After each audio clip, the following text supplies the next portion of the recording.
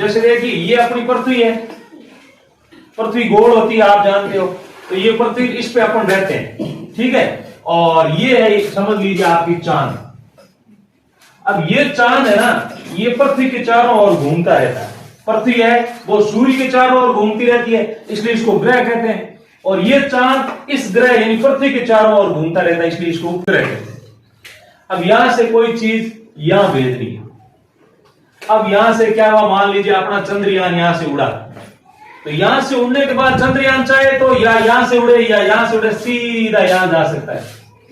पर ऐसा बहुत मुश्किल काम होता है, इसके लिए बहुत ज्यादा शक्तिशाली इंजन चाहिए, इसके लिए बहुत ज्यादा शक्ति चाहिए, क्योंकि पृथ्वी का अपना वातावरण भी है।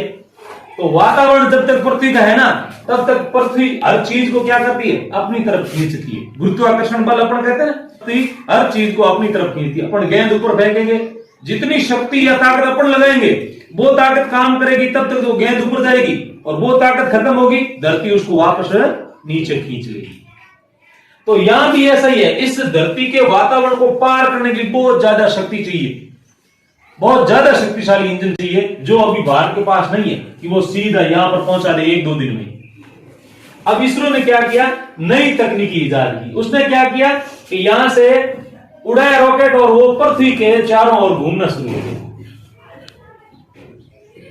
ऐसे घूमते घूमते वो एक तरफ जा रहा है। अब देखिए पृथ्वी के साथ ये घूमने से क्या फर्क पड़ेगा।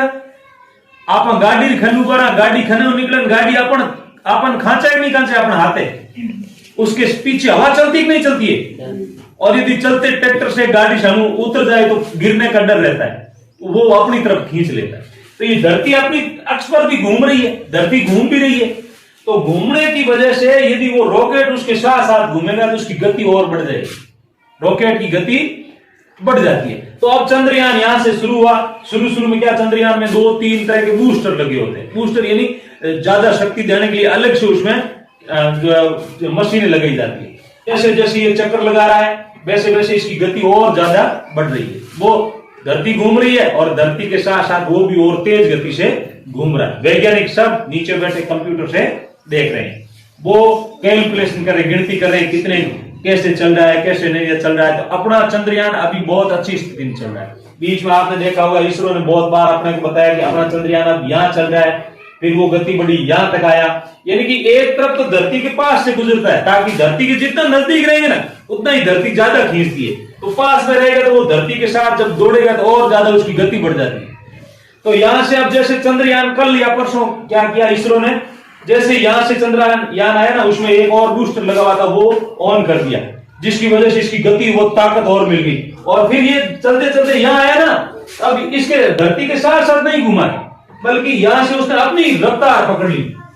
क्या कर लिया, अपनी रफ्तार पकड़ ली और सीधा सीधा यहां चला गया।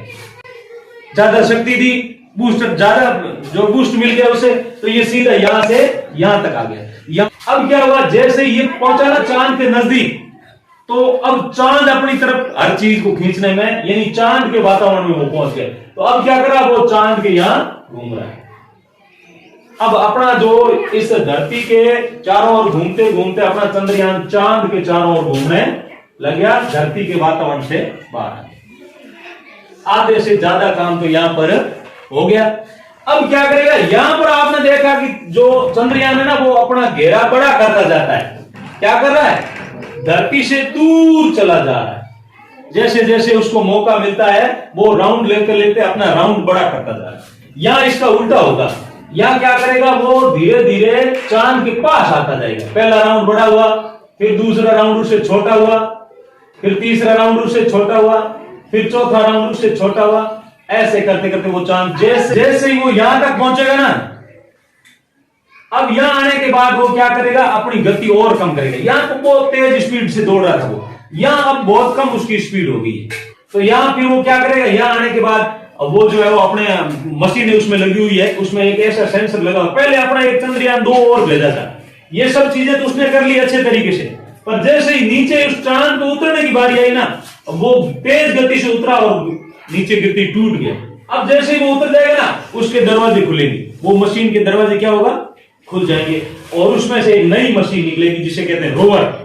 अब वो रोवर निकलेगा बाहर और बाहर वो इस पर घूमेगा चांद, और वहां से अच्छी अच्छी तस्वीरें बना करके, तस्वीरें लेके उसमें कैमरे लगे हुए, बहुत हाई रेजुलेशन, बहुत ज्यादा जो अच्छी अच्छी तस्वीरें भेजे।